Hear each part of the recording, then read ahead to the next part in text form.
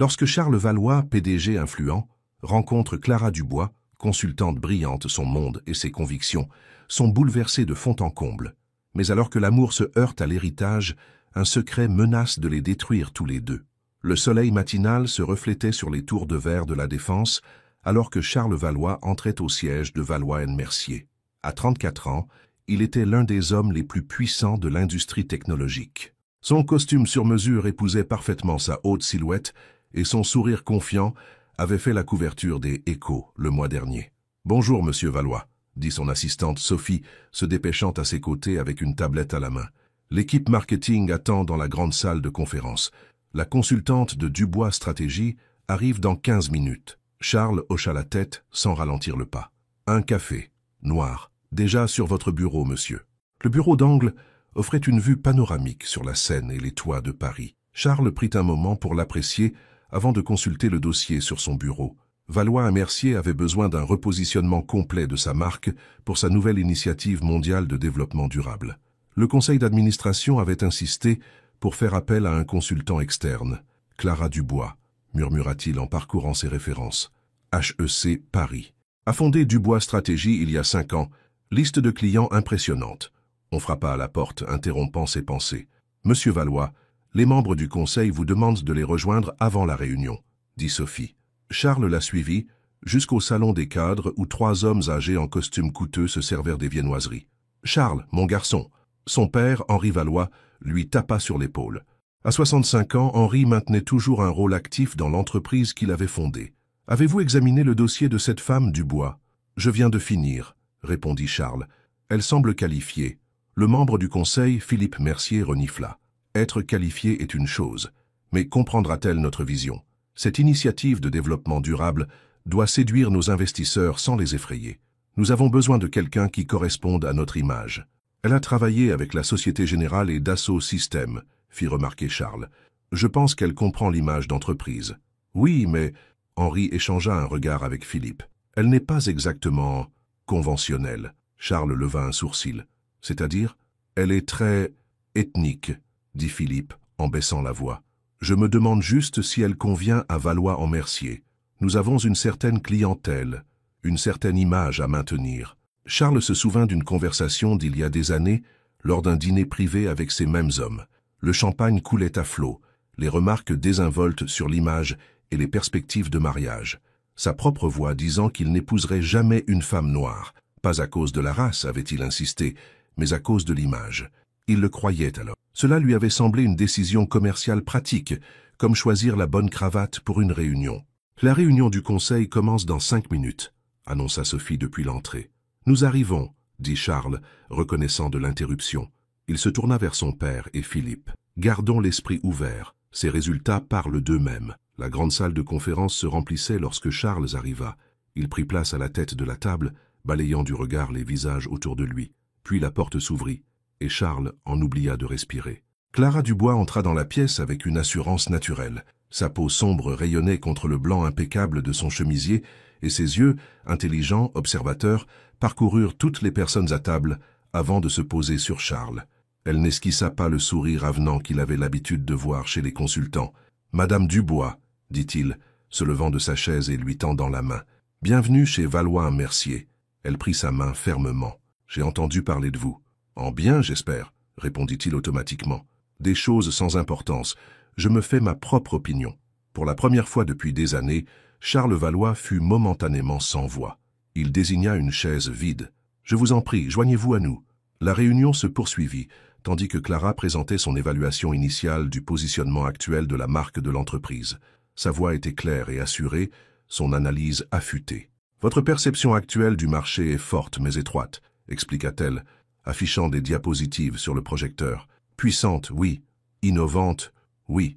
Mais aussi exclusive, inaccessible et franchement déconnectée des réalités des jeunes générations. » Henri Valois fronça les sourcils. « Nous avons bâti notre réputation sur l'exclusivité. Et cela a bien fonctionné jusqu'à présent, » reconnut Clara. « Mais cette initiative de développement durable exige une approche différente. Vous devez être perçu comme faisant partie de la communauté mondiale, pas au-dessus d'elle. Madame Dubois, » Philippe Mercier se pencha en avant, « nos investisseurs attendent un certain standard de notre part. Vos investisseurs attendent des retours sur investissement, le corrigea Clara. Et sur le marché actuel, les entreprises perçues comme élitistes et déconnectées perdent du terrain. Elle passa à une nouvelle diapositive montrant une analyse des concurrents. Ces chiffres ne mentent pas, messieurs. Charles la regarda gérer la pièce avec une autorité tranquille. Pas de sourires inutiles, pas de flirt, juste une pure compétence. C'était rafraîchissant. J'aimerais mener des entretiens individuels avec les membres clés de l'équipe, poursuivit Clara, en commençant par vous, monsieur Valois. Elle regarda directement Charles. Si vous pouvez me consacrer 1 heure cet après-midi. Mon emploi du temps est à votre disposition, répondit Charles, ignorant le regard appuyé de son père. Après la réunion, Charles retourna à son bureau, incapable de se concentrer sur ses tâches habituelles. Il y avait quelque chose chez Clara Dubois qui l'avait déstabilisé. Ce n'était pas seulement sa beauté, bien qu'elle fût indéniablement belle, c'était sa franchise, son refus d'être impressionnée par lui. À 14 heures précises, Sophie fit entrer Clara dans son bureau. « Merci d'avoir pris le temps », dit Clara, installant son enregistreur sur le bureau entre eux. « Ces entretiens m'aident à comprendre la culture de l'entreprise, au-delà de ce que révèlent les études de marché. »« Demandez-moi n'importe quoi », répondit Charles, se penchant en arrière dans sa chaise. « Pourquoi Valois-en-Mercier se soucie-t-elle soudainement du développement durable ?» Sa question était directe. Charles envisagea une réponse diplomatique, puis y renonça. « Parce que nos investisseurs s'en soucient, parce que nos concurrents le font, et parce que, personnellement, je crois que c'est la bonne direction pour l'avenir. » Clara hocha la tête, prenant une note. « Au moins, vous êtes honnête sur les 2 premières raisons. » Elle leva les yeux vers lui. « Quelle est la plus grande faiblesse de l'entreprise ?»« L'adaptabilité, » admit Charles. « Nous avons bâti notre succès sur un certain modèle, et le changement ne vient pas facilement à la vieille garde. Y compris votre père ? Y compris mon père. » L'entretien se poursuivit pendant près de 2 heures, dépassant largement le temps prévu. Charles se retrouva à révéler plus de détails sur les politiques internes de l'entreprise qu'il n'avait l'intention. Il y avait quelque chose chez Clara qui lui donnait envie d'être honnête, de l'impressionner non par son pouvoir, mais par sa perspicacité. « Dernière question, » dit enfin Clara. « Qu'espérez-vous personnellement accomplir avec ce repositionnement de marque ?» Charles fit une pause, réfléchissant. « Un héritage, je suppose. Valois-en-Mercier a toujours été une question d'argent. J'aimerais que l'entreprise serve aussi à faire la différence. » Clara l'étudia un instant, puis éteignit son enregistreur. « Merci pour votre temps, monsieur Valois. »« Charles, » la corrigea-t-il, « et merci pour votre franchise.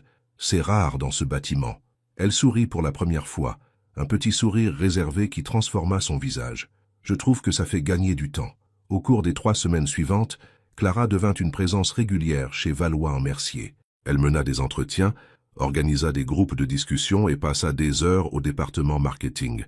Charles trouvait des raisons d'assister à des réunions qu'il aurait normalement déléguées juste pour observer son travail. « Elle est certainement très rigoureuse », fit remarquer Henri un soir alors qu'il partageait un whisky avec Charles dans le bureau de ce dernier. « Mais je ne suis toujours pas convaincu qu'elle comprenne notre marque. Philippe et moi pensions peut-être que sa fille, Juliette, pourrait rejoindre le projet. Elle vient de terminer son diplôme d'une grande école de commerce. » Charles posa son verre. « Juliette n'a aucune expérience en marketing. » « Non, mais elle comprend notre monde, nos valeurs. Papa, nous avons engagé Dubois Stratégie parce qu'ils sont les meilleurs. Laissons-les faire leur travail. » Henri étudia son fils. « Tu sembles très épris de Madame Dubois. »« Ça, je respecte son travail, » répondit Charles avec prudence. « Fais attention, mon fils. Les sentiments personnels n'ont pas leur place dans les décisions commerciales. Et souviens-toi de ce que nous avons discuté concernant la perception publique. Tes choix relationnels se répercutent sur l'entreprise. » Henri termina son whisky. Après le départ de son père, Charles se tint près de la fenêtre, observant les lumières de la ville. Il pensa à l'homme qu'il était un mois auparavant, confiant, calculateur, ne remettant jamais en question les valeurs qu'il avait héritées. Maintenant, il se sentait mal à l'aise avec ces mêmes valeurs, les voyant à travers les yeux de Clara. Le lundi suivant, Clara présenta ses concepts initiaux de marque à l'équipe de direction. Sa présentation était impeccable, ses idées innovantes tout en respectant l'histoire de l'entreprise. Charles regarda la salle réagir à sa présentation, le scepticisme cédant progressivement la place à l'intérêt, voire à l'enthousiasme. Seul Philippe Mercier restait visiblement mécontent. Cette approche semble privilégier l'attrait social au détriment des intérêts commerciaux, objecta-t-il. Notre principale responsabilité est envers nos actionnaires. Vos actionnaires vivent dans le même monde que vos clients, répondit Clara calmement. Les données montrent que les entreprises pionnières en matière de développement durable surperforment les moyennes du marché de 11% sur 5 ans. Ce n'est pas de la charité, monsieur Mercier. C'est une stratégie, bien argumentée, dit Charles, intervenant. Je pense que l'approche de Madame Dubois trouve le juste équilibre. Poursuivons avec les tests de concept. Après la réunion, Charles rattrapa Clara dans le couloir. Ça s'est bien passé. Même mon père a semblé impressionné, et il n'est pas facilement impressionnable. Merci pour votre soutien à l'intérieur, répondit Clara. Tous les dirigeants ne sont pas prêts à défendre le changement. Voudriez-vous dîner avec moi ce soir? L'invitation surprit Charles lui-même. Pour discuter des prochaines étapes, ajouta-t-il rapidement. Clara hésita. J'ai pour politique de ne pas socialiser avec mes clients. Un dîner de travail alors. Au bureau si vous préférez. Elle réfléchit un instant. Il y a un café près de mon bureau à Saint-Denis. 19 heures? Charles s'aventurait rarement à Saint-Denis, mais il se retrouva à accepter immédiatement. Le café ne ressemblait en rien aux restaurants élégants que Charles fréquentait habituellement. De petites tables remplies de clients divers, de l'art local sur les murs et de délicieux arômes provenant de la cuisine ouverte. « C'est l'un de mes endroits préférés », dit Clara alors qu'il s'installait à une table d'angle. Géré par une femme avec des ingrédients locaux et ils emploient d'anciens détenus dans le cadre d'un programme de réinsertion. « Je comprends pourquoi cela vous plaît », répondit Charles, s'imprégnant de l'atmosphère chaleureuse. « Vous croyez aux entreprises qui font plus que simplement gagner de l'argent. »« Je crois en l'authenticité », le corrigea Clara. « Cet endroit réussit parce que ses valeurs sont authentiques, pas un coup de marketing. » Tout au long du dîner, leur conversation alla des affaires aux histoires personnelles. Charles apprit que Clara avait été élevée par sa tante après avoir perdu ses parents dans un accident de voiture à l'âge de 12 ans. Il se retrouva à partager des histoires sur son enfance en tant que fils d'Henri Valois, la pression et le privilège qu'il avait façonné. « Cela semble solitaire », observa Clara après qu'il eut décrit ses années en pensionnat. « Le succès à tout prix, c'était le seul chemin que j'ai jamais envisagé », admit Charles, « jusqu'à récemment. Qu'est-ce qui a changé ?» Charles la regarda directement. « J'ai rencontré quelqu'un qui m'a fait remettre en question mes certitudes. » Le moment fut interrompu par une agitation à une table voisine. Une femme âgée avait renversé un verre d'eau et le serveur aidait rapidement à nettoyer. « Tante Denise ?» Clara se leva, surprise. « Que faites-vous ici ?»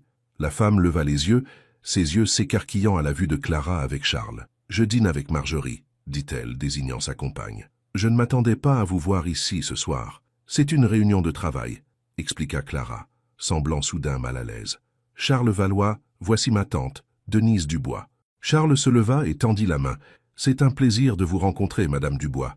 Votre nièce parle beaucoup de vous en bien. » Denise lui prit la main avec une poignée ferme, ses yeux l'évaluant froidement. « Monsieur Valois, j'ai lu des articles sur vous dans les pages économiques. Que des bonnes choses, j'espère, » dit Charles avec un sourire. « Des choses sans importance, » répondit Denise, faisant écho aux mots de Clara lors de leur première rencontre. « Je me fais ma propre opinion. » Charles ne put s'empêcher de rire. « Je vois d'où votre nièce tient sa franchise. »« Entre autres choses, » dit Denise. Elle se tourna vers Clara. « Appelle-moi demain, ma chérie. » Alors qu'ils retournaient à leur table, Charles remarqua le malaise de Clara. « Votre tante semble formidable. Elle est protectrice, » répondit Clara. « Elle m'a élevée pour être prudente avec les hommes puissants au sourire charmant. C'est comme ça que vous me voyez? Un homme puissant avec un sourire charmant? N'est-ce pas comme ça que vous vous voyez vous-même » La question laissa Charles silencieux. C'était exactement comme il s'était toujours vu, confiant, en contrôle, au-dessus des préoccupations ordinaires. Ils terminèrent le dîner en revenant sur des sujets plus sûrs, le travail et le projet de repositionnement. Quand ils se séparèrent devant le café, Charles était réticent à mettre fin à la soirée. « Merci pour le dîner, dit-il, et pour la conversation. »« Bonne nuit, monsieur Valois, » répondit Clara formellement. « Charles, » la corrigea-t-il à nouveau. Elle sourit légèrement. « Bonne nuit, Charles. » Le lendemain matin, Charles arriva au bureau plus tôt que d'habitude, son esprit encore absorbé par le dîner de la veille. Il fut surpris de trouver Sophie déjà à son bureau, l'air troublé. « Qu'est-ce qui ne va pas ?» demanda-t-il. « Vous devriez voir ça, dit-elle, lui tendant sa tablette. Sur l'écran se trouvait un blog de potin d'affaires avec le titre « Le jeu en vaut-il la chandelle ?» Le PDG Charles Valois aperçu avec une recrutée « Diversité ». En dessous, une photo granuleuse de lui et Clara au café, clairement prise à leur insu. L'article insinuait que Clara avait été embauchée dans le cadre d'une initiative de diversité plutôt que pour ses qualifications, et suggérait que leur dîner était plus que professionnel. Charles sentit une colère froide monter en lui. « Découvrez qui est responsable de ça et mettez notre équipe juridique dessus immédiatement. » Avant que Sophie ne puisse répondre, Henri Valois fit irruption dans le bureau, agitant une impression du même article. « Qu'est-ce que c'est que ça, Charles? Un dîner public avec la consultante? Tu as perdu la tête? » « C'était un dîner de travail, » répondit Charles, gardant sa voix calme. « Ce n'est pas ce que ça laisse paraître. Philippe est furieux. Le conseil est inquiet. » Henri jeta le papier sur le bureau. « Nous avons les investisseurs d'Abu Dhabi qui nous rendent visite la semaine prochaine.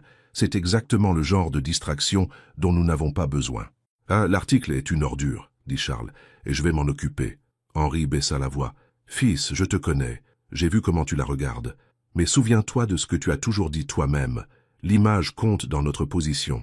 Il y a des attentes. Peut-être que ces attentes doivent changer, » répondit Charles tranquillement. Son père le fixa. « Ne gâche pas tout ce que nous avons bâti pour un engouement passager. Il y a beaucoup de femmes convenables avec qui tu pourrais sortir sans faire la une des journaux. » La conversation fut interrompue par Sophie à l'interphone. « Monsieur, Madame Dubois est sur la ligne 1. Elle dit que c'est urgent. » Charles décrocha le téléphone. « Clara, j'allais vous appeler, j'ai vu l'article. »« Alors vous devriez aussi voir le suivi qui vient d'être posté, » dit Clara, sa voix tendue. « Quelqu'un a divulgué un vieil enregistrement, d'un dîner privé il y a 3 ans. » Charles sentit son estomac se nouer. « Quel enregistrement? Vous discutant de qui vous épouseriez ou non, en fonction de la race. » Sa voix était parfaitement maîtrisée. « Je vous appelle pour vous faire savoir que je vais confier le projet Valois & Mercier à un autre consultant. »« Clara, attendez.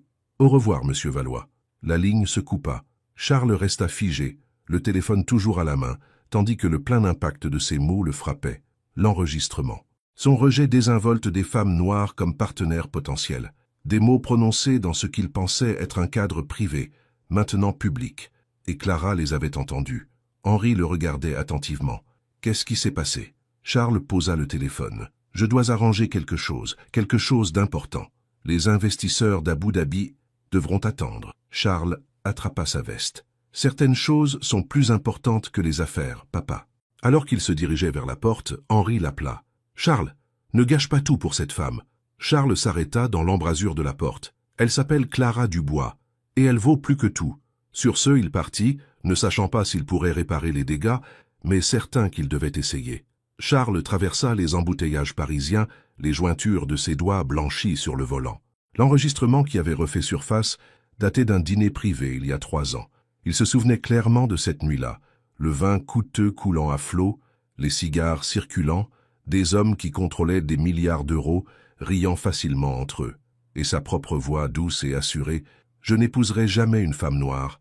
Ce n'est pas une question de race, c'est une question d'image. Ça n'aurait tout simplement pas de sens, pour moi. » Il n'y avait pas réfléchi à 2 fois à l'époque. Personne à table n'avait objecté. Il y avait eu des hochements de tête complices, quelques sourires entendus, juste des conversations d'affaires entre hommes puissants. Maintenant, ces mots le rendaient malade. Il s'arrêta devant l'immeuble de bureaux moderne qui abritait Dubois Stratégie. La réceptionniste le regarda avec méfiance alors qu'il s'approchait. « Je dois voir Clara Dubois, » dit-il. « Madame Dubois n'est pas disponible, » répondit-elle, son ton froid. « Souhaitez-vous prendre rendez-vous? S'il vous plaît, dites-lui que Charles Valois est ici. C'est important. » La réceptionniste passa un appel, parlant trop bas pour que Charles l'entende. Après un instant, elle raccrocha. « Je suis désolé, monsieur Valois. Madame Dubois est en réunion toute la journée. » Charles sortit une carte de visite et écrivit au dos. « S'il vous plaît, donnez-lui ceci. Dites-lui que j'attendrai aussi longtemps qu'il le faudra. » Il resta assis dans le hall pendant 3 heures. Des employés allaient et venaient, lui jetant des regards curieux. Son téléphone vibrait constamment avec des messages de son père et du conseil, mais il les ignora tous. Finalement, une femme grande aux cheveux argentés apparut dans le hall. Charles la reconnut immédiatement du café. La tante de Clara, Denise Dubois. « Monsieur Valois, » dit-elle, sa voix ferme. « Ma nièce ne souhaite pas vous parler. » Charles se leva. « Madame Dubois, je comprends sa colère. J'ai juste besoin de 5 minutes pour m'excuser en personne. » « S'excuser pour quoi exactement ?» Denise croisa les bras. « D'avoir dit que vous n'épouseriez jamais une femme noire, ou de vous être fait prendre à le dire. D'avoir cru qu'il était acceptable de penser de cette façon, » répondit Charles honnêtement. « De ne pas avoir vu à quel point j'avais tort avant maintenant. » Denise l'étudia longuement. « Clara n'est pas en colère, monsieur Valois. Elle est déçue, et d'après mon expérience, la déception blesse plus profondément que la colère. Je dois arranger ça. Certaines choses ne peuvent pas être réparées avec des excuses de 5 minutes, dit Denise. Certaines blessures ont besoin de temps pour guérir. Elle lui tendit une carte de visite. Marc Dumas reprendra votre dossier. Il est excellent dans ce qu'il fait. Je ne veux pas d'autres consultants, insista Charles. L'entreprise a besoin de la vision de Clara. Et Clara a besoin d'espace par rapport aux hommes qui discutent de sa valeur en fonction de la couleur de sa peau. Les yeux de Denise étaient durs. Si un homme ne se tient pas à vos côtés dans la tempête, il ne vous protégera jamais sous le soleil. Sur ce, elle tourna les talons et s'éloigna, laissant Charles seul dans le hall. De retour à son appartement ce soir-là, Charles se versa un whisky et fixa les lumières de la ville. Son téléphone affichait 27 appels manqués, la plupart de son père, plusieurs de membres du conseil, et 2 de Philippe Mercier. Un message texte arriva de Sophie. « Réunion d'urgence du conseil convoquée pour 8 heures demain. Votre père est furieux. » Charles jeta le téléphone de côté. Pour la première fois de sa carrière, l'entreprise n'était pas sa principale préoccupation. Tout ce à quoi il pouvait penser, c'était la peine qu'il avait causée à Clara, une femme qui n'avait fait qu'exceller dans son travail. Il reprit son téléphone et composa le numéro de son ami le plus proche, Julien Bernard, un autre PDG qui dirigeait une plus petite entreprise technologique. « Charles, » répondit Julien, « j'ai essayé de te joindre toute la journée. Cet enregistrement est partout sur les blocs d'affaires. »« Je sais, » répondit Charles. « J'ai fait une gaffe, Julien. Pas seulement avec ce que j'ai dit alors, mais avec la façon dont j'ai pensé toute ma vie. » « C'était une conversation privée, » dit Julien. « Tout le monde dit parfois des choses qu'il ne pense pas. »« C'est justement ça, » admit Charles. « Je le pensais. Je n'avais jamais remis en question ses attitudes parce qu'elles étaient confortables. Elles faisaient partie de mon éducation. » Il y eut une pause sur la ligne. « C'est plus qu'une simple gestion des dégâts, n'est-ce pas? C'est à propos de la consultante, Clara Dubois. Elle m'a fait voir les choses différemment, » dit Charles tranquillement. « Et maintenant, je ne peux plus faire comme si je ne les avais pas vues. Chasse, tu as des investisseurs du Luxembourg qui arrivent la semaine prochaine. Ton père est en train de rallier le conseil d'administration. Tu dois te concentrer sur la sauvegarde de ton poste en ce moment. Pas courir après une femme. »« Ce n'est pas une femme, » répliqua Chasse sèchement. « Et peut-être que je dois déterminer si mon poste vaut la peine d'être sauvé. » Il raccrocha, son esprit était fixé. Ouvrant son ordinateur portable, il commença à taper un email à toute l'équipe de direction de Valois & Marais.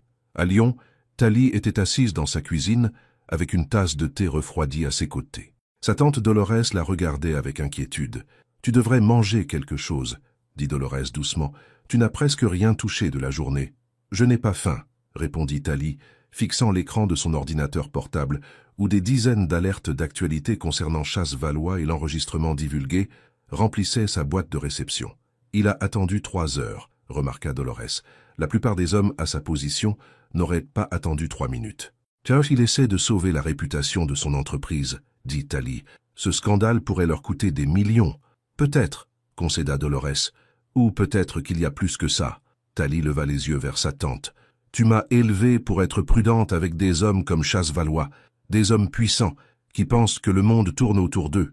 Je t'ai élevée pour juger les gens par leurs actions, pas par leur réputation, » la corrigea Dolores. « Oui, je t'ai mise en garde contre les hommes puissants, mais je t'ai aussi appris que les gens peuvent changer lorsqu'ils sont confrontés à leurs propres erreurs. » Il n'a pas dit ces choses pour me blesser personnellement, dit Thalie doucement.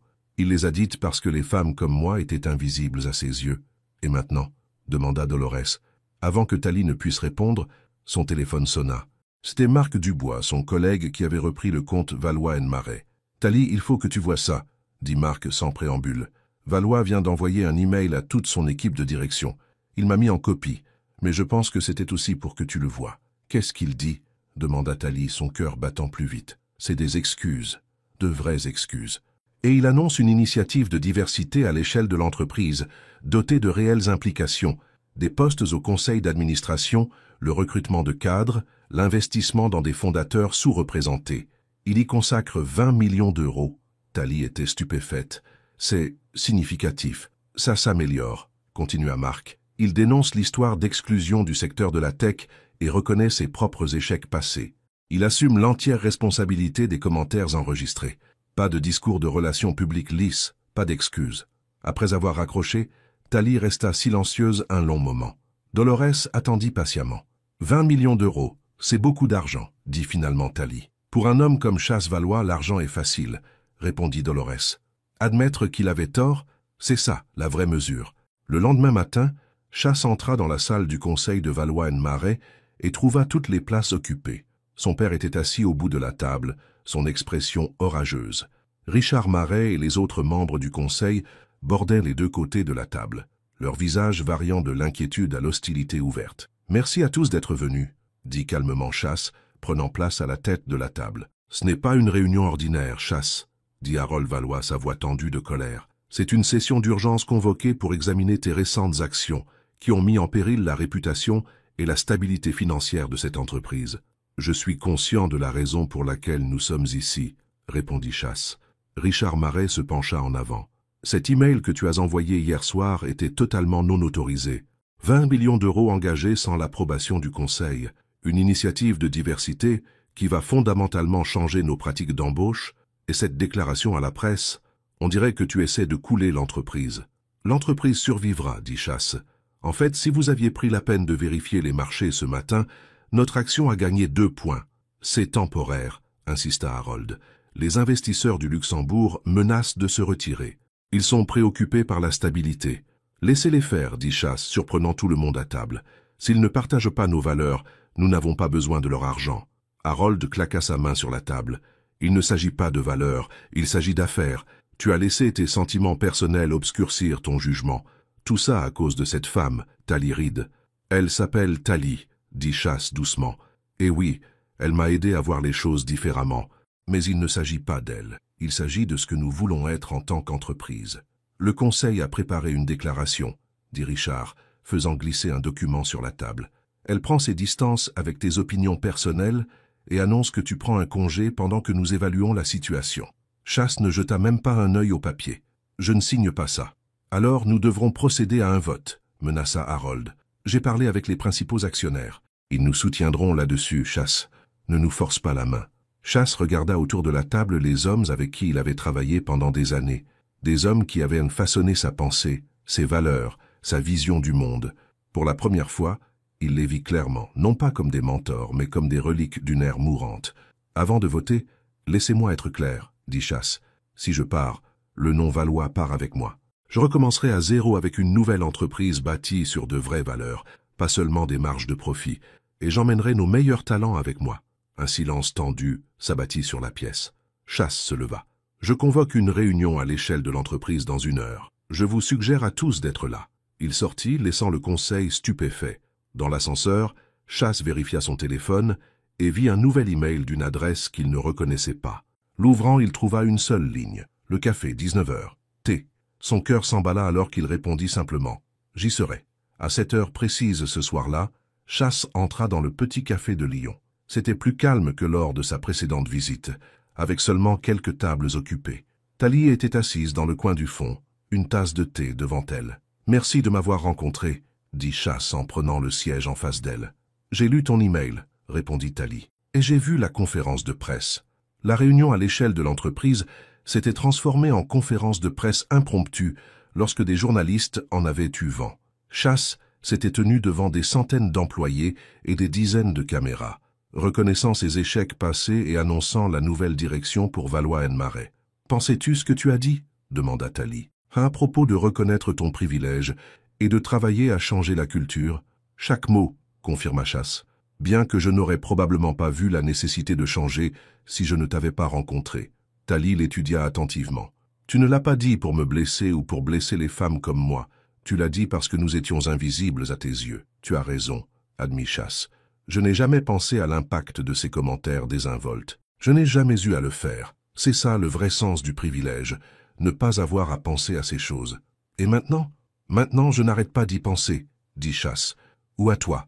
Tali baissa les yeux vers son thé. « Je ne peux pas revenir sur le projet Valois-en-Marais. »« Je comprends, » dit Chasse, cachant sa déception. « Marc fait un excellent travail. »« Ce n'est pas que je ne crois pas que tu essaies de changer, » expliqua Tali. « Mais il y aurait toujours des murmures. Les gens diraient que j'ai obtenu le poste à cause de ce que c'est entre nous. »« Et qu'est-ce que c'est entre nous ?» demanda Chasse doucement. Avant que Tali ne puisse répondre, la porte du café s'ouvrit en grand et Harold Valois entra en trombe, le visage rouge de colère. Il les repéra immédiatement et marcha jusqu'à leur table. « C'est pour ça que tu as sacrifié ton avenir ?» exigea-t-il, fulminant contre Chasse. « Des réunions secrètes avec elle ?» Papa, ce n'est pas le lieu. Tu m'as embarrassé devant tout le conseil, continua Harold, sa voix montant. Tu as gâché l'accord avec le Luxembourg. Tu as engagé des millions dans une initiative inutile. Tout ça pourquoi? La culpabilité? L'attirance? Elle n'en vaut pas la peine, Chasse. Thalie se leva. Monsieur Valois, je comprends que vous soyez contrarié, mais vous ne comprenez rien, claqua Harold. Vous entrez dans notre entreprise, tournez la tête de mon fils avec votre joli visage, et soudain il jette par la fenêtre tout ce que nous avons bâti. Chasse se leva, sa voix mortellement calme. Ça suffit, papa. Non, ça ne suffit pas. Harold criait presque maintenant, attirant les regards des autres clients. J'ai bâti Valois & Marais à partir de rien. Tout ce que tu as, tu me le dois. Et c'est comme ça que tu me rembourses? En courant après quelqu'un qui ne correspond pas à notre image. Quelle image serait-ce, exactement? Demanda Thalie froidement. Harold la fusilla du regard. Vous savez exactement ce que je veux dire. Dis-le. Chasse défia son père. Dis ce que tu veux vraiment dire, papa. Arrête de te cacher derrière des mots comme image et correspondre. Le café était devenu complètement silencieux, tout le monde observant la confrontation. Harold baissa la voix en un chuchotement dur. Tu connais le monde dans lequel nous évoluons, Chasse. Certains choix rendent les choses plus difficiles. J'essaie de te protéger.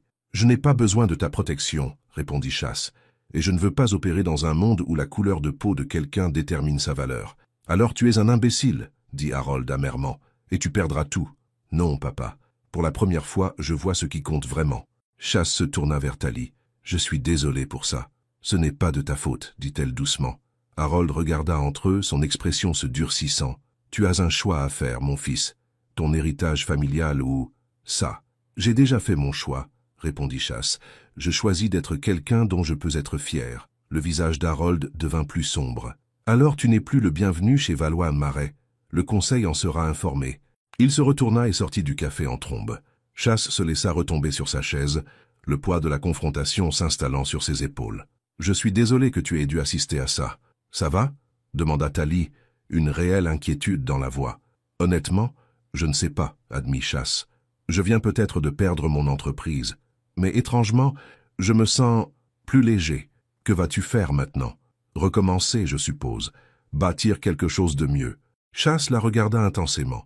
Mais pour l'instant, je me soucie plus de savoir s'il y a une chance pour nous que de Valois & Marais.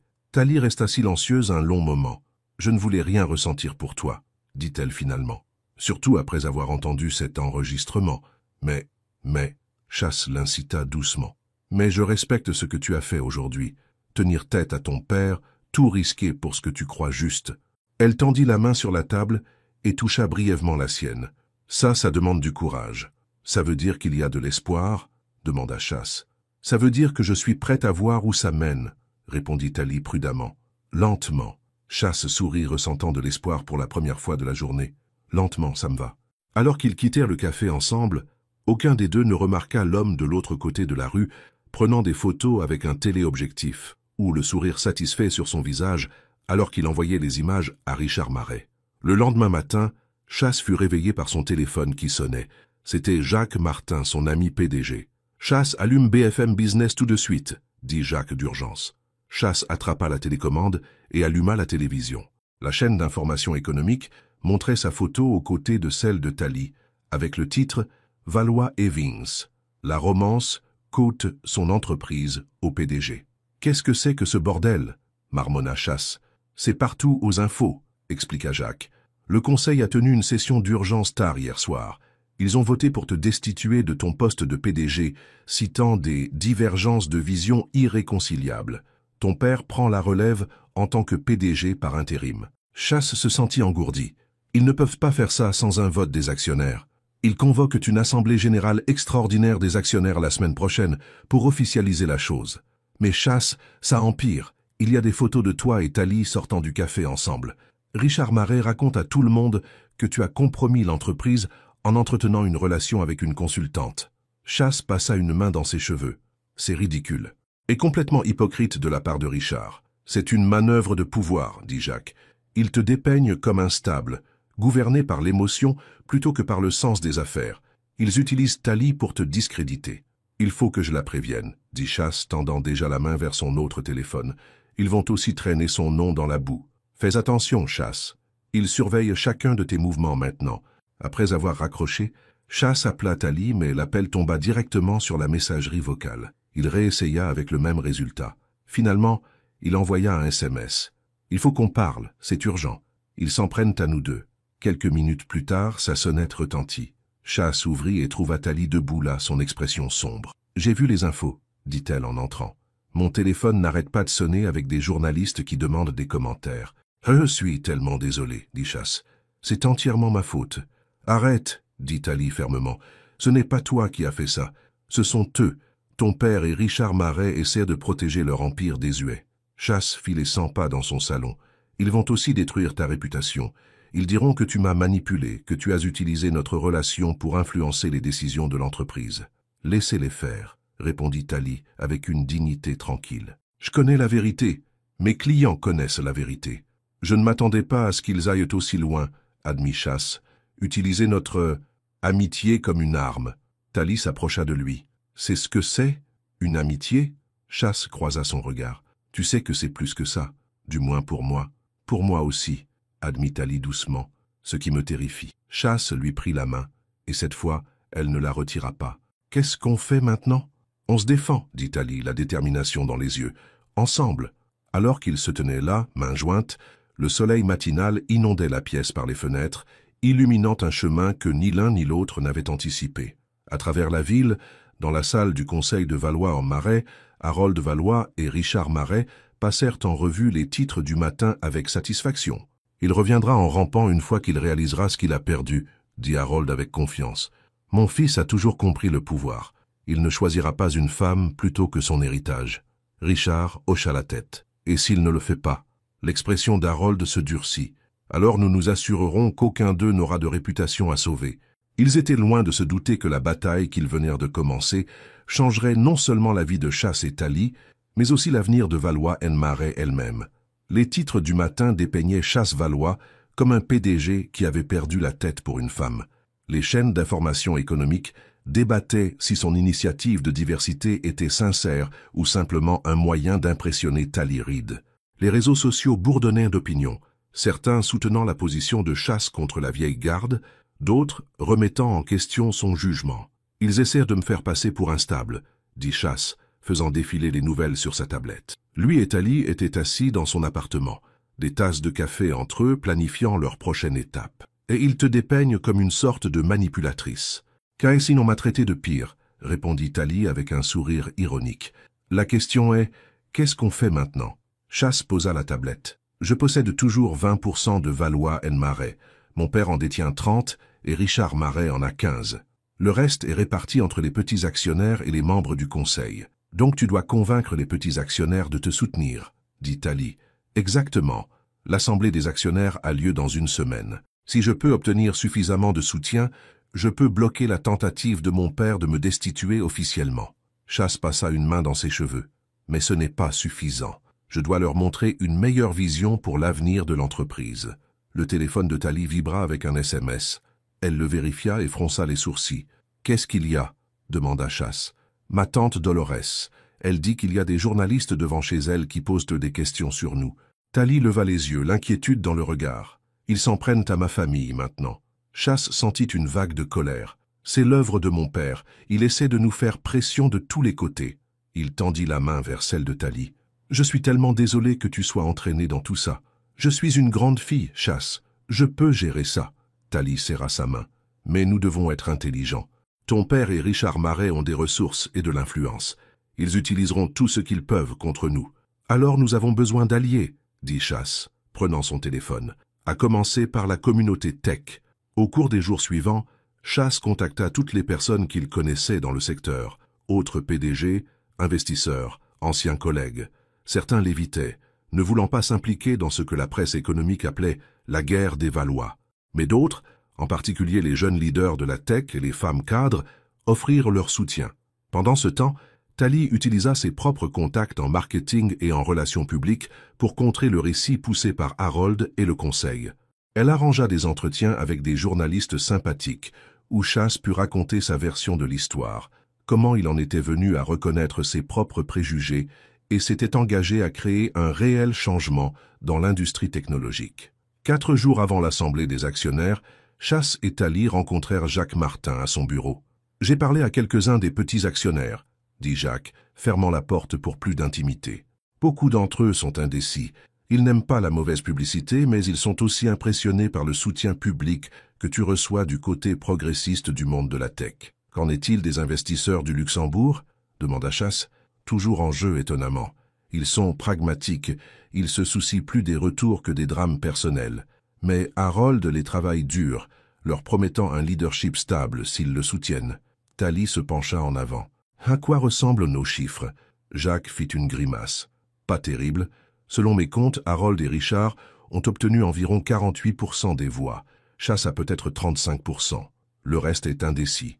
Il nous faut un élément décisif, dit Chasse. Quelque chose qui prouve que ma vision pour l'entreprise est meilleure pour les affaires, et pas seulement moralement juste. Il y a peut-être un moyen, dit lentement Thalie. Le sommet mondial de l'innovation a lieu demain. Tous les grands acteurs de la tech y seront, y compris des investisseurs potentiels. Et mon père, ajouta Chasse. Il y donnera la conférence principale au nom de Valois & Marais. Exactement.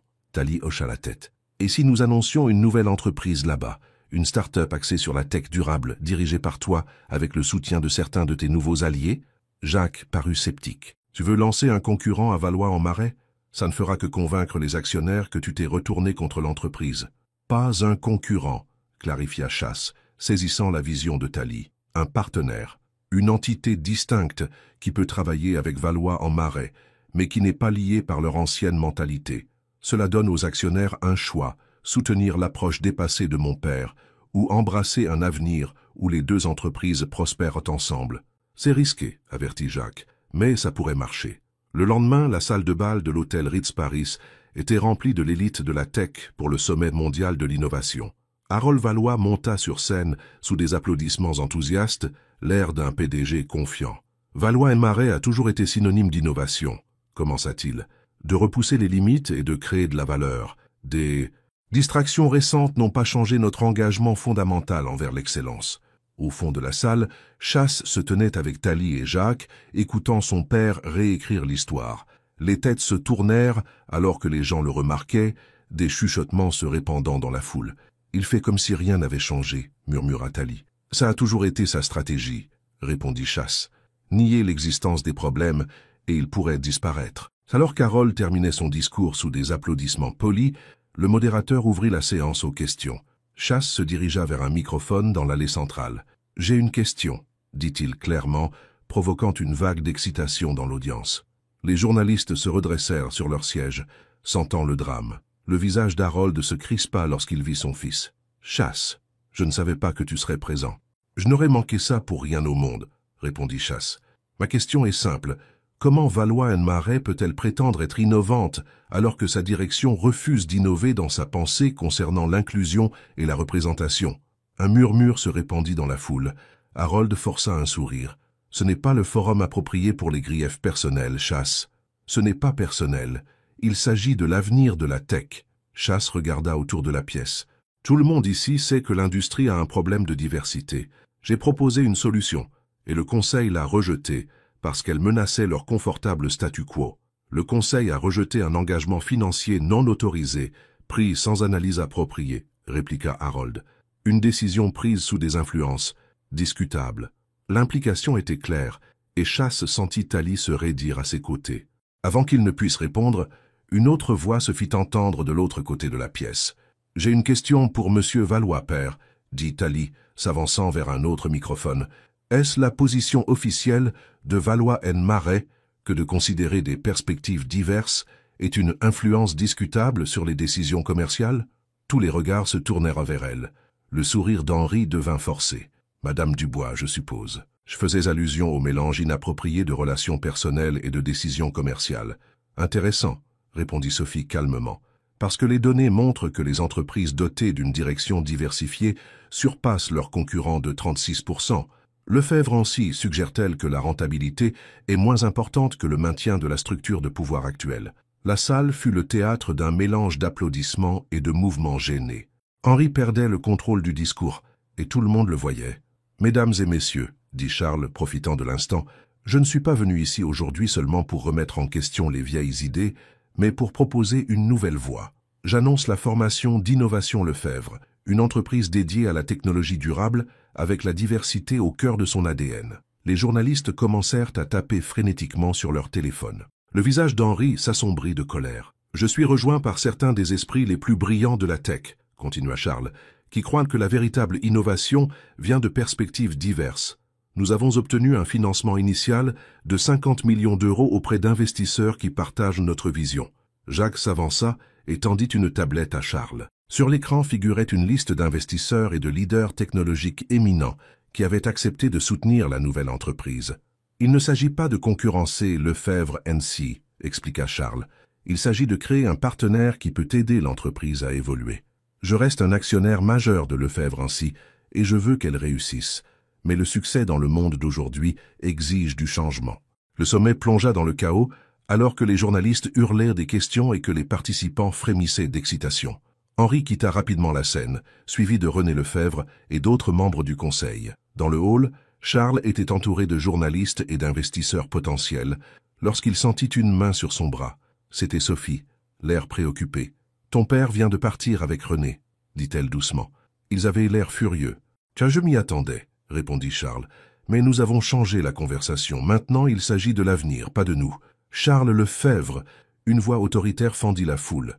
Charles se retourna pour voir Véronique Bernard, PDG de Global Tech Ventures, et l'une des investisseuses les plus influentes de la scène technologique française. « Vous avez vraiment rendu les choses intéressantes. » Madame Bernard. Charles hocha la tête respectueusement. « Merci d'être venu. »« J'ai observé ce drame se dérouler, » dit Véronique, ses yeux perçants passant de Charles à Sophie. « Au début, j'ai cru que c'était juste une querelle familiale, mais maintenant, je suis intrigué. »« Par notre modèle économique ?» demanda Charles. « Par votre conviction, » le corrigea Véronique. « Il est rare de voir quelqu'un dans votre position risquer tout pour ses principes. » Elle lui tendit une carte de visite. « Appelez mon bureau demain.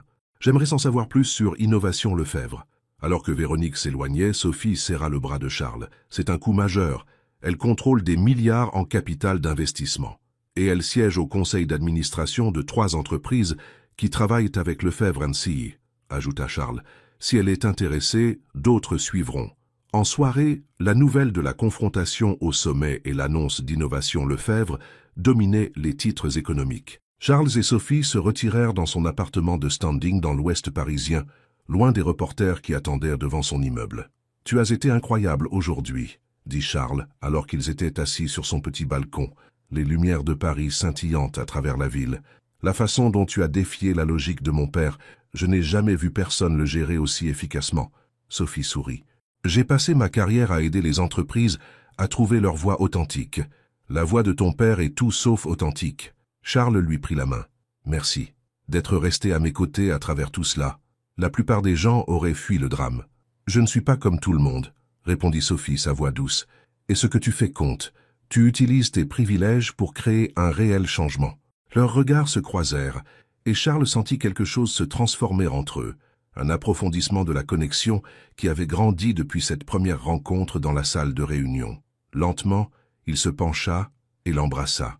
Pendant un instant, le monde extérieur s'évanouit, le scandale, la bataille de l'entreprise, le vote des actionnaires à venir. Il n'y avait que cette connexion tranquille, cette reconnaissance de sentiments qui s'était développée malgré toutes les raisons pour lesquelles ils n'auraient pas dû. Quand ils se séparèrent, les yeux de Sophie brillaient d'émotion. « Cela complique les choses, » murmura-t-elle. « La vie est compliquée, » répondit Charles, « mais certaines choses en valent la peine. » La sonnerie de son téléphone rompit le moment. Charles regarda l'écran et fronça les sourcils. « C'est Jacques. Je devrais prendre cet appel. »« Charles !» La voix de Jacques était urgente. « Allume BFM Business tout de suite. » Charles rentra et alluma la télévision de Sophie. La chaîne d'information économique montrait des images d'Henri Lefebvre lors d'une conférence de presse impromptue. « Regrette d'annoncer que mon fils Charles Lefebvre n'est plus affilié à Lefebvre & Cie à quelque titre que ce soit, » disait Henri. Le conseil d'administration a voté à l'unanimité pour le retirer de tous ses postes au sein de l'entreprise et pour engager des poursuites judiciaires concernant son manquement à son devoir fiduciaire. « Ils ne peuvent pas faire ça avant le vote des actionnaires, » dit Charles, incrédule. « Ils invoquent des pouvoirs d'urgence en vertu d'un règlement obscur, » expliqua Jacques. « C'est juridiquement discutable, mais ça crée des faits accomplis. Et il y a plus. » À l'écran, Henri poursuivait. « De plus, Nous avons des preuves que la relation de M. Lefebvre avec la consultante Sophie Dubois a commencé bien avant qu'elle ne soit embauchée par Lefebvre & Cie, remettant en question la légitimité de son contrat et de tout le travail effectué. Sophie, qui était entrée du balcon, haleta. « C'est un mensonge éhonté. Ils essaient de vous discréditer professionnellement tous les deux, » dit Jacques. Henri présente ça comme une conspiration, que vous avez tout planifié depuis le début pour nuire à l'entreprise. C'est ridicule, dit Charles. Nous nous sommes rencontrés pour la première fois dans cette salle de réunion. Il y a des témoins. Ils affirment des réunions secrètes antérieures, répondit Jacques. Ils n'ont pas besoin de le prouver, juste de créer assez de doutes pour influencer les actionnaires. Charles se tourna vers Sophie, dont le visage était devenu pâle. Cela affecte aussi ta réputation professionnelle. Tes autres clients pourraient me commencer à douter de ton intégrité. Mon travail parle de lui-même, dit Sophie fermement, bien que l'inquiétude assombrisse ses yeux. Mais c'est une accusation grave. Nous devons réagir immédiatement, décida Charles, composant déjà le numéro de son avocat. Et nous avons besoin de preuves que nous ne nous sommes jamais rencontrés avant ce jour. Le lendemain matin, Charles et Sophie rencontrèrent leur équipe juridique au bureau de Jacques. Les nouvelles n'étaient pas encourageantes. Ils ont déposé une demande d'injonction d'urgence pour vous empêcher d'assister à l'assemblée des actionnaires, expliqua Diane Morel, l'avocate de Charles. Ils affirment que vous agissez contre les intérêts de l'entreprise. C'est absurde, protesta Charles. Je suis un actionnaire majeur. C'est une tactique de retardement, dit Diane. Ils savent qu'ils ne gagneront probablement pas, mais cela nous lie au tribunal jusqu'après la réunion. L'avocat de Sophie, maître Antoine, semblait tout aussi préoccupé. Ils ont également déposé une plainte éthique contre Dubois Stratégie, alléguant des conflits d'intérêts non divulgués. C'est sans fondement, mais cela nécessitera une réponse formelle. Ils essaient de nous noyer sous les batailles juridiques, réalisa Sophie, pour nous distraire du combat des actionnaires. Charles arpentait la pièce. Qu'en est-il de l'accusation selon laquelle nous nous connaissions auparavant? Comment pouvons-nous le prouver? Il est difficile de prouver une négation, admit Diane. Mais nous recueillons des témoignages de personnes présentes à votre première réunion, et nous vérifions les données de localisation de vos téléphones pour montrer que vous n'avez jamais été au même endroit avant cela. Il y a autre chose, dit Jacques, l'air mal à l'aise. Henri a rencontré Juliette Lefebvre, la fille de René. Juliette? Charles fronça les sourcils. Qu'est-ce qu'elle a à voir avec ça? Selon mes sources, ils prévoient d'annoncer sa nomination à la tête du marketing lors de l'assemblée des actionnaires. Et des rumeurs circulent selon lesquelles vous et elle étiez officieusement fiancés avant tout cela. Charles le regarda avec incrédulité. Ça est complètement faux. Nous sommes sortis ensemble 2 fois l'année dernière, c'est tout. Il n'y a jamais eu de fiançailles, formelles ou informelles. Il crée une narration, dit Sophie doucement. Le fils dévoué qui allait épouser la femme qu'il fallait et diriger l'entreprise familiale, jusqu'à ce qu'il soit égaré. Par toi, acheva Charles, la colère montant dans sa poitrine. Il te dépeigne comme la méchante qui a détruit le plan parfait. C'est une vieille histoire, dit Sophie avec un sourire triste. La femme noire comme tentatrice, perturbant l'ordre naturel. Charles lui prit fermement la main. Nous n'allons pas les laisser s'en tirer comme ça. Alors qu'ils quittèrent la réunion, le téléphone de Charles sonna avec un numéro inconnu. Il répondit avec prudence. « Monsieur Lefebvre ?» Une voix de femme retentit. « Ici Amélie Leroy des Échos. Je travaille sur un article concernant la situation chez Lefebvre & Cie, et je suis tombé sur des informations que vous pourriez trouver intéressantes. » « Quel genre d'informations ?» demanda Charles. « Des relevés financiers montrant des transactions inhabituelles entre René Lefebvre et plusieurs comptes offshore, et des emails entre votre père et René discutant de la manière de, je cite, « gérer la situation Sophie Dubois avant même que vous n'engagiez sa société. » Le cœur de Charles s'emballa. Cela signifierait qu'il s'inquiétait d'elle avant même qu'elle ne soit embauchée, confirma la journaliste. « J'aimerais vous rencontrer, vous et Madame Dubois. Je pense qu'il y a plus dans cette histoire que ce qui est rapporté. » Après avoir organisé une rencontre avec la journaliste pour l'après-midi même, Charles se tourna vers Sophie. « S'ils étaient préoccupés par toi avant que tu ne sois embauchée, cela signifie qu'ils savaient quelque chose sur toi, quelque chose qui les inquiétait. » Sophie réfléchit un instant, puis ses yeux s'écarquillèrent. « Mon article de recherche.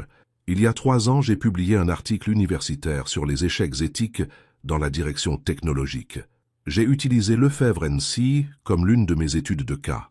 Ça doit être ça, dit Charles. Elle savait que tu pourrais poser des questions inconfortables. Ils étaient préoccupés par toi depuis le début, non pas à cause de moi, mais à cause de ton travail. Lorsqu'ils rencontrèrent Amélie Leroy plus tard dans la journée, elle confirma leurs soupçons. J'ai des emails de René Lefebvre à votre père exprimant leurs préoccupations concernant l'agenda de Madame Dubois, basé sur ses critiques publiées de l'entreprise. Ils ont débattu de l'opportunité d'empêcher son cabinet d'être considéré pour le projet de repositionnement d'image. Mais ils ne l'ont pas fait, nota Charles. Pourquoi? Selon les emails, ils pensaient que cela paraîtrait suspect de rejeter l'entreprise la plus qualifiée sans raison. Au lieu de cela, ils ont prévu de l'embaucher, mais de limiter son accès et son influence. Ce qui n'a pas fonctionné une fois que Charles a commencé à prendre mes recommandations au sérieux, ajouta Sophie. Amélie hocha la tête. Il y a plus. J'ai des relevés financiers montrant que René Lefebvre a payé quelqu'un pour vous suivre tous les deux et prendre des photos. Et des brouillons de communiqués de presse sur le congé pour raison de santé mentale de Charles datés avant que tout cela ne devienne public. Ils ont planifié cela depuis le début, réalisa Charles. Ils m'ont vu changer, écouter de nouvelles perspectives, et ils ont décidé de me pousser dehors avant que je ne puisse changer l'entreprise. J'aimerais publier cette histoire, dit Amélie. Avec vos commentaires, bien sûr. Faites-le, décida Charles. Les actionnaires doivent connaître la vérité avant la réunion. Alors qu'ils quittèrent le bureau du journal, le téléphone de Sophie sonna. C'était sa tante Denise. « Sophie, il y a quelqu'un ici avec qui tu dois parler, » dit Denise, sa voix inhabituellement urgente. « Juliette Lefebvre. »« La fille de René ?» demanda Sophie surprise. « Pourquoi est-elle chez toi? Elle dit qu'elle a des informations sur Henri et son père. Des informations qui pourraient vous aider, toi et Charles. » Sophie regarda Charles, interrogative. Il hocha la tête. « Écoutons ce qu'elle a à dire. » Lorsqu'ils arrivèrent à la maison modeste de Denise, en banlieue parisienne, ils trouvèrent Juliette Lefebvre assise nerveusement dans le salon. C'était une femme mince d'une vingtaine d'années, vêtue de vêtements coûteux, mais avec un regard hanté dans les yeux. « Merci d'être venu, dit-elle en se levant à leur entrée. « Je sais que vous n'avez aucune raison de me faire confiance. »« Pourquoi es-tu ici, Juliette ?» demanda Charles directement. « Parce que mon père et ton père vont vous détruire tous les deux, » répondit Juliette, « et je ne peux plus en faire partie. » Elle tendit une clé USB à Charles. « Ce sont des enregistrements de réunions entre nos pères. Ils ont planifié cela pendant des mois. Comment te destituer si tu ne suivais pas la voie qu'ils avaient tracée? L'histoire des fiançailles en faisait partie. Je n'ai jamais été d'accord, mais ils s'en fichaient. « Pourquoi fais-tu ça ?» demanda Sophie. « Tu risques ta relation avec ton père. » Juliette la regarda avec des yeux fatigués. « Parce qu'il y a 3 ans, j'étais à ce dîner. J'ai entendu ce que Charles a dit sur le fait de ne jamais épouser une femme noire. Et je n'ai rien dit. Je n'ai rien fait. J'ai gardé le silence trop longtemps pendant qu'ils utilisèrent les gens comme des pièces d'échecs. » Elle se tourna vers Charles. « Je t'ai vu changer, défendre ce qui est juste. Ça m'a fait réaliser que je devais faire de même. » Charles serra la main de Sophie alors que les pièces du puzzle s'assemblaient. Avec les preuves de Juliette et l'histoire d'Amélie, ils avaient enfin ce dont ils avaient besoin pour riposter. « L'assemblée des actionnaires est demain, » dit Charles. « Il est temps d'en finir. » Cette nuit-là, Sophie et Charles s'assirent avec Denise dans sa cuisine, se préparant pour la bataille à venir. « Es-tu prêt pour ça ?»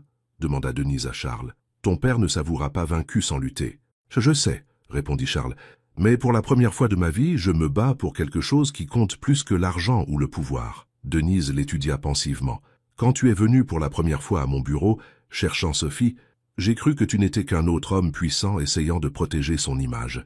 Je ne croyais pas que des gens comme toi pouvaient vraiment changer. Et maintenant ?» demanda Charles. « Maintenant, je pense que je me suis peut-être trompé. » Denise sourit légèrement. « Bien que je te surveille toujours. » Sophie rit. « Toujours la protectrice, tante Denise. »« Quelqu'un doit l'être, » répondit Denise. « Mais je dirais ceci, Charles Lefebvre. Tenir tête à ton père, risquer ta position pour ce qui est juste, cela demande un vrai courage. »« J'ai eu un bon exemple à suivre, » dit Charles, regardant Sophie. Quelqu'un qui n'a jamais compromis ses valeurs pour le succès. Alors que minuit approchait, Charles se prépara à partir. Le lendemain apporterait la confrontation finale avec son père et le conseil. Dehors sur le porche, il prit les mains de Sophie dans les siennes. « Quoi qu'il arrive demain, » dit-il doucement, « je veux que tu saches que te rencontrer a changé ma vie. Tu m'as fait voir le monde différemment. »« Tu t'es changé toi-même, Charles, » répondit Sophie. « Tu as choisi d'écouter, de grandir, de défendre ce qui est juste. »« J'ai dit jamais, » murmura Charles, faisant écho à ses paroles d'il y a des années. « Mais toi, tu m'as fait croire en toujours. » Les yeux de Sophie brillèrent de larmes, alors qu'elle se penchait pour l'embrasser. À cet instant, quoi que le lendemain puisse apporter, ils savaient tous les deux que certaines batailles étaient déjà gagnées. Le matin de l'assemblée des actionnaires se leva. clair et lumineux. Devant le siège de Lefebvre-Ancy, les journalistes s'étaient rassemblés, anticipant le bras de fer entre Charles Lefebvre et son père. Les agents de sécurité vérifiaient minutieusement les accréditations, renvoyant toute personne ne figurant pas sur la liste approuvée. Dans une chambre d'hôtel si pâtée de maison plus loin, Charles ajustait sa cravate tandis que Sophie le regardait depuis le canapé. « Tu es sûr de toi ?» demanda-t-elle. « Une fois que nous rendrons tout public, il n'y aura plus de retour en arrière. » Charles croisa son regard dans le miroir. « Je suis sûr. La vérité doit éclater. Pour nous deux. » Son téléphone vibra avec un SMS de Jacques. L'article d'Amélie vient de paraître. Il est déjà en tête des tendances. Les Échos avaient publié ce matin-là l'article explosif d'Amélie Leroy, révélant le complot d'Henri et René contre Charles et leurs efforts pour discréditer Sophie. L'histoire incluait des extraits des emails fournis par Juliette, montrant l'étendue de leur machination. « Ton père sera furieux, » dit Sophie. « Cela le démasque complètement. »« Tant mieux, » répondit Charles. « Il a opéré dans l'ombre trop longtemps. Il est temps que tout le monde le voie tel qu'il est vraiment. » Diane Morel, l'avocate de Charles, arriva avec les dernières nouvelles. Le juge a rejeté leur demande d'injonction. Vous avez légalement le droit d'assister à la réunion en tant qu'actionnaire majeur, et nous avons soumis toutes les preuves à l'AMF concernant les transactions financières douteuses de René Lefebvre. Qu'en est-il des actionnaires ? Demanda Charles. L'article a-t-il changé des avis ? Il est trop tôt pour le dire avec certitude, admit Diane. Mais Jacques rapporte que plusieurs investisseurs institutionnels ont appelé avec des préoccupations concernant la direction d'Henri. Ils n'aiment pas les scandales ou les agendas cachés. Charles consulta sa montre. C'est l'heure, allons-y. L'assemblée des actionnaires devait avoir lieu dans le grand salon de l'hôtel Le Bristol. Alors que Charles et Sophie approchèrent de l'entrée, les journalistes se pressèrent, hurlant des questions. « Monsieur Lefebvre, votre père a-t-il vraiment essayé de vous évincer à cause de vos initiatives de diversité ? Madame Dubois, comment répondez-vous aux allégations selon lesquelles vous auriez manipulé Charles Lefebvre ?» Charles prit le bras de Sophie de manière protectrice alors qu'il se frayait un chemin à travers la foule. À l'intérieur, le salon était agencé avec des rangées de chaises faisant face à une estrade où les membres du conseil étaient déjà assis. Henri Lefebvre était au centre, son visage un masque de colère contenue. René Lefebvre se pencha vers lui, chuchotant avec urgence. Quand Henri aperçut Charles et Sophie entrer, ses yeux se rétrécirent. Il fit signe à un agent de sécurité qui s'approcha immédiatement. « Je suis désolé, monsieur, » dit le garde à Charles. « Madame Dubois ne figure pas sur la liste des participants approuvés. » Avant que Charles ne puisse protester, Jacques apparut à leur côté. « Madame Dubois est ici en tant que mon invitée, » dit-il, montrant ses accréditations d'actionnaire. « J'ai le droit d'amener un invité, comme stipulé dans les statuts. » Le garde hésita, puis s'écarta. L'expression d'Henri s'assombrit davantage en regardant Sophie prendre place à côté de Jacques au 3e rang. Charles continua vers la section réservée aux actionnaires majeurs. À exactement 10 heures, Henri déclara la réunion ouverte. « Mesdames et messieurs, merci d'être venus aujourd'hui à cette assemblée extraordinaire des actionnaires de Lefebvre-Ancy. Nous faisons face à des défis sans précédent qui exigent une action décisive pour protéger l'avenir de l'entreprise. » Il reconnut brièvement l'article des Échos, le rejetant comme un recueil de fausses déclarations et de fabrications pures et simples destinées à nuire à la réputation de l'entreprise. Puis il passa rapidement au point principal de l'ordre du jour. Le Conseil a unanimement recommandé la destitution de Charles Lefebvre de tous ses postes au sein de l'entreprise et ma nomination au poste de PDG permanent, avec René Lefebvre comme directeur des opérations. Nous pensons que cette équipe de direction apportera la stabilité et la vision nécessaires pour aller de l'avant. Henri regarda directement Charles. « Voudrais-tu t'adresser aux actionnaires avant le vote, mon fils ?» Charles se leva et se dirigea vers le pupitre, sentant tous les regards de la salle posés sur lui. Il avait préparé des remarques, mais en regardant l'auditoire, l'assurance satisfaite de son père, le regard de soutien de Sophie, il décida de parler avec son cœur. « Il y a 3 ans, lors d'un dîner privé, j'ai dit quelque chose dont j'ai profondément honte aujourd'hui. J'ai dit que je n'épouserais jamais une femme noire, parce que cela ne correspondrait pas à mon image. C'était désinvolte, irréfléchi et profondément faux. Je ne le voyais pas alors. Je le vois maintenant. » Un murmure traversa la foule. Henri se déplaça inconfortablement sur son siège. « Quand Sophie Dubois est entrée dans notre salle de réunion il y a quelques semaines, elle a tout changé pour moi. Non pas parce que j'étais attiré par elle, bien que je le fusse, mais parce qu'elle m'a fait remettre en question des croyances que je n'avais jamais examinées. Elle m'a mis au défi de voir l'entreprise, et moi-même, différemment. Charles se tourna pour faire face directement au conseil. L'initiative de diversité que j'ai proposée ne concernait pas la correction politique. Il s'agissait de renforcer Lefebvre en Sillay en y apportant des perspectives dont nous avons désespérément besoin. La recherche est claire. Les entreprises diversifiées performent mieux. Elles innovent plus efficacement. Elles se connectent à des marchés plus larges. Il leva sa tablette, affichant des projections financières. Ces chiffres montrent ce que Lefebvre en Sillay pourrait réaliser avec une approche véritablement inclusive, non seulement moralement juste, mais rentable. Henri coupa court. Tout cela est très touchant, Charles, mais les actionnaires se soucient de la stabilité et d'un leadership éprouvé, pas de votre parcours personnel. En fait, une voix s'éleva de l'auditoire, nous nous soucions aussi de l'éthique et de la transparence. C'était Véronique Bernard, la puissante investisseuse que Charles avait rencontrée au sommet. Elle se leva, attirant l'attention. J'ai examiné les preuves publiées ce matin. Si Henri Lefebvre et René Lefebvre ont conspiré pour destituer un PDG pour avoir promu la diversité et manipulé les ressources de l'entreprise à des fins de vendetta personnelle, ce n'est pas un leadership dans lequel je souhaite investir. Plusieurs autres actionnaires acquiescèrent. L'expression confiante d'Henri faiblit légèrement. Les allégations de cet article ne sont pas prouvées, insista Richard Marchand. Vraiment ? Demanda Charles. Il fit signe à Jacques, qui pressa un bouton sur son ordinateur portable. Les écrans de la salle de bal s'illuminèrent, diffusant une séquence vidéo, un enregistrement du dîner d'il y a 3 ans, où Charles avait fait son commentaire controversé. Mais la vidéo continua au-delà de ce dont Charles se souvenait, montrant Henri et Richard plus tard dans la soirée, discutant de la manière de maintenir une image irréprochable pour l'entreprise. Nous ne pouvons pas avoir de recrutement axé sur la diversité au niveau exécutif, disait clairement Henri. Cela dilue la marque. D'accord, répondit Richard. Nous ferons bonne figure publiquement, mais nous maintiendrons les choses en l'état. La salle tomba dans un silence pesant à la fin de la vidéo. Charles se tourna vers son père. Il ne s'agissait pas seulement de moi et de Thalia. Il s'agissait de maintenir un système qui maintient des personnes comme elle, à l'écart du pouvoir. Le visage d'Henri était devenu pâle. Où as-tu eu cet enregistrement? Jeanne Marchand se leva de sa chaise, à l'arrière. Je l'ai enregistré, père. J'ai enregistré beaucoup de choses au fil des ans. Richard Marchand regarda sa fille sous le choc. Jeanne, qu'est-ce que tu fais? Ce qui est juste. Enfin, elle s'avança pour rejoindre Charles au pupitre. Pendant des années, je vous ai vu, toi et Henri, manipuler les gens, bloquer des candidats qualifiés parce qu'ils ne correspondaient pas à votre vision étroite. J'en ai assez de me taire. Henri tenta de reprendre le contrôle de la réunion. Tout cela est très dramatique, mais cela ne change rien au fait que le comportement de Charles a été erratique et préjudiciable à l'entreprise. Vraiment?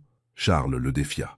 Notre action a pris 3 points après l'annonce de mon initiative sur la diversité. Innovation Valory a obtenu 50 millions d'euros de financement en moins d'1 semaine. Des personnes talentueuses se prestent pour travailler avec nous parce qu'elles croient en notre vision. Il s'adressa directement aux actionnaires. Vous avez un choix aujourd'hui. Vous pouvez voter pour le passé, pour l'exclusion masquée en tradition, pour la pensée étroite déguisée en stabilité. Ou vous pouvez voter pour un avenir où Marchand et Valory mènera l'industrie non seulement en termes de profit, mais aussi de raison d'être. Vanessa Dupré se leva de nouveau. Je propose que nous reportions le vote sur la révocation de Charles et que nous votions plutôt sur une nouvelle résolution. Révoquer Henri Valoris et Richard Marchand du Conseil pour violations éthiques et manquements à leurs obligations fiduciaires. Le président de la réunion, visiblement mal à l'aise, consulta le conseiller juridique de l'entreprise. Une telle motion requérait une majorité des 2/3 des actions représentées aujourd'hui. Alors votons, dit fermement Vanessa. Les 30 minutes suivantes furent tendues, les votes étant recueillis et dépouillés. Charles s'assit à côté de Thalia, qui l'avait rejoint près du devant. Elle lui serra la main, en signe de soutien. « Quoi qu'il arrive, murmura-t-elle, tu as fait ce qu'il fallait. » Finalement, les résultats furent annoncés. La motion visant à révoquer Henri et Richard avait été adoptée avec 68% des voix. Il y eut un moment de silence de stupeur, puis un éclat d'applaudissements de la part de nombreux jeunes actionnaires. Henri Valory se leva lentement, son visage un masque d'incrédulité. « Ce n'est pas fini, » dit-il à Charles, sa voix basse et menaçante. « Tu regretteras cette trahison. » « Ce n'est pas une trahison de défendre ce qui est juste, » répondit Charles d'une voix égale. « C'est Thalia qui me l'a appris. » Alors qu'Henri et Richard quittèrent la scène, Vanessa Dupré s'approcha de Charles. « Le Conseil devra élire un nouveau président. Je suppose que vous êtes intéressé par le poste. Charles regarda Talia, puis de nouveau Vanessa. En fait, j'aimerais proposer quelque chose de différent. Marchand & Valoris a besoin d'un nouveau leadership, pas seulement de la prochaine génération des mêmes familles. Je suggère d'ouvrir le poste de PDG à des candidats externes, avec un engagement à considérer des candidats diversifiés. Et vous? Demanda Vanessa. Je me concentrerai sur Innovation Valoris, répondit Charles. Mais j'aimerais proposer un partenariat stratégique entre les deux entreprises, combinant les ressources de Marchand & Valoris avec notre approche novatrice. Les membres restants du conseil se concertèrent, discutant de ce développement inattendu. Finalement, ils acceptèrent la proposition de Charles, établissant un comité de transition pour guider l'entreprise. À la conclusion de la réunion, des journalistes s'agglutinèrent autour de Charles et Talia, criant des questions sur ce qui venait de se passer. Charles refusa de commenter, conduisant Talia par une sortie latérale vers une voiture qui les attendait. « Tu es sûr de cela ?» demanda Talia alors qu'ils s'éloignaient en voiture. « Tu aurais pu prendre le contrôle de l'entreprise. C'est l'héritage de ta famille. Certains héritages doivent être brisés, » répondit Charles. « Et je pensais ce que je disais. Marchand & Valoris a besoin de sang neuf, pas seulement des mêmes familles qui contrôlent tout. »« Et nous ?» demanda doucement Talia. « Qu'est-ce qui se passe maintenant ?» Charles lui prit la main. « Cela dépend de toi. Je sais que tout cela est arrivé vite. Je sais qu'il y a 1000 raisons pour lesquelles ça ne devrait pas fonctionner. Mais je n'ai jamais été aussi certain de rien dans ma vie. » Avant qu'elle ne puisse répondre, son téléphone sonna. C'était Jacques. « Allume BFM Business, » dit Jacques d'urgence. « Henri donne une conférence de presse. » Charles alluma l'écran intégré de la voiture pour voir son père debout devant une foule de journalistes. « Ton fils s'est laissé égarer par des influences radicales, » disait Henri amèrement. « Ce coup a été orchestré par des personnes dont l'objectif est de démanteler les valeurs traditionnelles de l'entreprise française. Je prendrai des mesures légales pour reprendre le contrôle de l'entreprise que ma famille a bâtie. » Talia secoua la tête. « Il ne comprend toujours pas. Il ne s'agit pas de politique ou de programme. Il s'agit de dignité humaine. »« Il ne comprendra jamais, » dit Charles tristement. « Il ne peut pas voir au-delà de son propre privilège. » 2 semaines plus tard, la tempête commençait à se calmer. Les contestations légales d'Henri avaient été rejetées par les tribunaux et la transition chez Marchand & Valoris se déroulait sans accroc. Le conseil avait nommé un PDG par intérim et établi un comité de recherche pour un leadership permanent.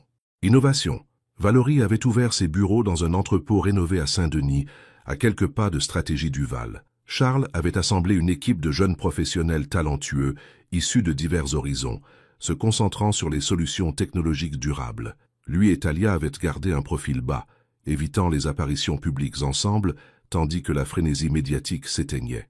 Mais ils se parlaient quotidiennement, leur relation s'approfondissant malgré les défis qu'ils avaient rencontrés. Un soir, Charles invita Talia à le retrouver sur le toit de son immeuble. Quand elle arriva, elle le trouva seul, regardant le coucher de soleil sur la skyline de la Défense. « Pas de garde du corps ?» demanda-t-elle avec un sourire. « Pas de caméra ?»« Juste moi, » répondit-il, lui prenant les mains. « C'est tout ce que je veux être avec toi. Juste moi, pas le PDG, pas l'héritier Valoris, juste Charles. J'aime juste Charles, » dit doucement Talia. « C'est un homme bon. » Charles la regarda dans les yeux. « Ces dernières semaines ont été les plus difficiles et les plus enrichissantes de ma vie. J'ai perdu des choses que je croyais importantes et gagné des choses dont je ne savais pas que j'avais besoin. » Il s'agenouilla devant elle, non pas avec une bague, mais avec une simple promesse. « Aucun héritage n'a de sens si je ne peux pas le construire avec toi, » dit-il, sa voix légèrement tremblante. « Je veux créer quelque chose de nouveau, une vie, un avenir qui honore nos 2 parcours. » Les yeux de Talia s'emplirent de larmes. « Tu es sûr de cela? Ton père ne nous acceptera jamais. » Charles sourit, sa main cherchant la sienne. « J'ai dit « jamais » une fois auparavant. Mais toi, tu m'as fait croire en « toujours ». Talia le tira pour le remettre debout et le serra dans ses bras. Alors, toujours soit. 6 mois plus tard, Charles et Talia se tenaient ensemble sur une plage de la Côte d'Azur, entourés d'un petit groupe de proches. Dolores Duval regardait fièrement sa nièce, rayonnante dans une simple robe blanche, échanger ses vœux avec l'homme qui avait changé pour elle, et grâce à elle. Innovation. Valoris avait connu une croissance rapide, s'associant à Marchand & Valoris sur des initiatives qui transformaient les 2 entreprises. Le cabinet de Talia s'était étendu, se concentrant sur l'aide aux entreprises pour créer des stratégies de diversité authentique plutôt que de simples gestes de relations publiques. Henri Valoris n'avait pas assisté au mariage, Il s'était retiré dans sa propriété au Cap d'Antibes, toujours amer de ce qu'il considérait comme la trahison de son fils. Mais Charles lui avait quand même envoyé une invitation, laissant la porte ouverte à une éventuelle réconciliation. Alors qu'ils partageaient leur première danse en tant que mari et femme, Charles serra Thalia contre lui. « Merci » murmura-t-il. « Pourquoi faire » demanda-t-elle. « D'être entré dans cette salle du conseil et d'avoir tout changé. » Thalia leva les yeux vers lui en souriant. « Nous nous sommes changés l'un l'autre, et maintenant nous changeons le monde, une entreprise à la fois. » Sous les étoiles de la Côte d'Azur, ils dansèrent à leur propre rythme, deux personnes qui s'étaient trouvées contre toute attente.